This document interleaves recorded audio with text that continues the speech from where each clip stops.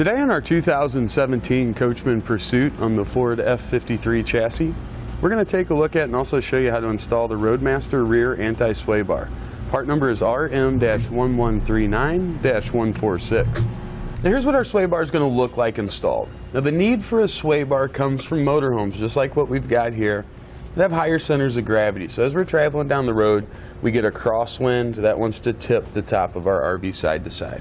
Uneven pavement, ruts in the road. There's several symptoms like you're passing semis that start that sway in your coach. With our upgraded sway bar in place, we get a connection point from our axle right here up to the frame, and that happens on both sides, here on the passenger side and also on the driver's side.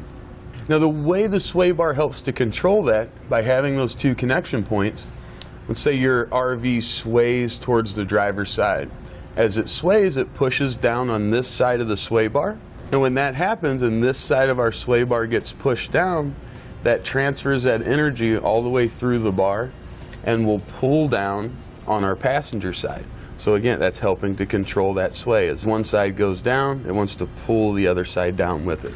Now the sway bar is designed to work with all of our factory equipment. You can see here's the factory sway bar. This is 1 3/8 inches. With the Roadmaster sway bar, we're going up to 1.5 inches. So we're getting significantly more size, but the material construction is much different. We've got a 1020 standard steel for our factory sway bar. We're going to have a 4140 chrome moly on our aftermarket, our Roadmaster sway bar. Chrome moly is a stiffer, harder material, so it's not going to flex as much. Also, our bushings have been upgraded. The factory bushings are rubber, which tend to be pretty malleable and will over time crack. Upgrading to a polyurethane bushing is still a soft material, but it's not so malleable that our sway bar is going to be ineffective, and it's not so rigid that it's going to reduce our ride quality. Now the polyurethane is also much more resistant to the hazards we find on the road, whether it's salts, oils, gases, and it's designed not to deform. Over time, the hole in a rubber bushing will elongate. The polyurethane is going to help to reduce that. Now that we know how it works, let's head out to the test course and we'll see it in action. Let's start without the sway bar installed. You can see we've made a straight yellow line on top of our axle and then a rounded mark on the back of our jounce bumper. That's going to give you a really good idea of the movement between the frame and our axle. Before our sway bar is installed, as we do our slalom or side-to-side movement, you'll see how that comes together and separates, comes together and separates. As we do our wider sweeping corners, you can see how we get a lot of lean from the RV, and it just is kind of held there in that position. On the solid bumps, you're not going to notice a big difference, but there is a slight tighter feel as we go over them. On our alternating bumps, we should see a much bigger difference. As our wheel falls off of that bump, it's going to draw down the other side, helping to keep everything level and keeping that sway to a minimum. Now to begin our installation, we've got a cross member here. These are our rear wheels. And you'll see 4 bolts that hold that cross member in, 4 here on the passenger side, 4 on the driver. We need to remove both lower bolts that we have, and you may need to allow your axle to hang slightly to allow the top of your leaf spring to come down and clear. Once those are clear, we'll use a 21mm socket and get those removed. And we'll pull those bolts out. On the back side, you're going to have nuts that have keepers on them. You want to hang on to these. We want to reuse those. One of our end link mounting brackets. Our bolts are going to go right through those holes, and that's how we're going to secure this to our frame. So we want to lift it up, align it with our holes, place our bolts through. Then we can get our nuts started on the back side of each one, and we'll want to secure those down, then torque them to specification.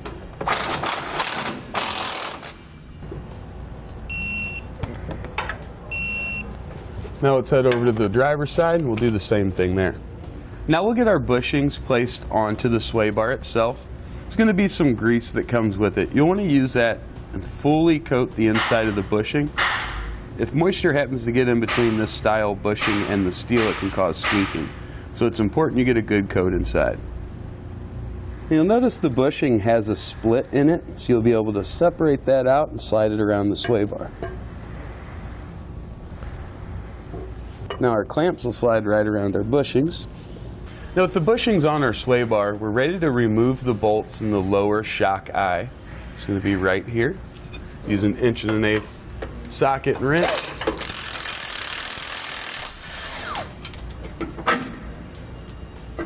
And just let those rest down out of the way for now. Now we'll do the same thing for the driver's side. Now here on the back of our shock mount, you'll see the 2 holes we'll be mounting our saddle bracket to. For the upper hole, we'll use our hex head bolt with a flat washer on it. For the lower hole, we're going to need to use the button head bolt. You can see that washer's flat spotted. That should face downward.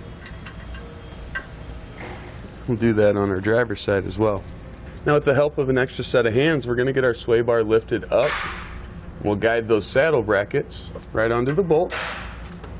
Then we're going to place on a flat washer on the upper with a lock nut. And we can do the same thing for the bottom. We just want to be sure to use the flat spotted washer. Now we're going to use a 7/32 hex bit and a 9/16 inch wrench. We're going to tighten both of our lower bolts. Then we'll use a 9/16 inch socket and wrench for our upper bolts. Once we have them snug, we want to torque them to the specifications listed in our instructions.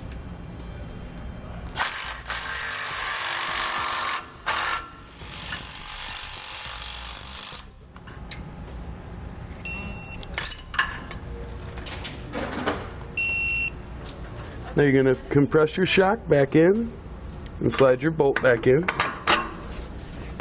You'll want one flat washer here on the inside, another one on the outside, as well as your lock nut. Now we'll get these tightened down and torqued.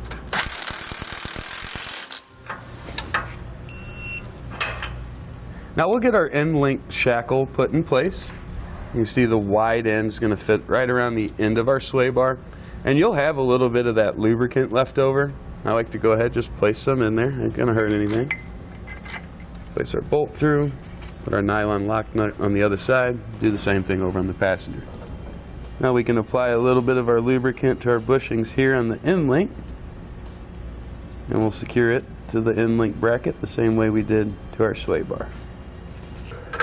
Now just to make sure you have plenty of clearance, we're going to install this bolt with the head this way, so it'll be nice and tucked in close. We can do that on the passenger side as well. Now we're going to tighten down all 4 of our bolts supporting our sway bar. You just want to ensure you don't over tighten them. Just get them down snug, then use your torque wrench to finish them off.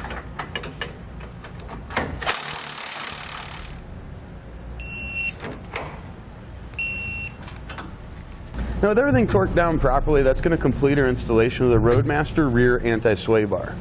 Part number RM-1139-146 on our 2017 Coachman Pursuit on the Ford F-53. Thanks for watching. Click the link in our description below to shop, learn more, or visit us at etrailer.com. And leave us a comment if you have any questions.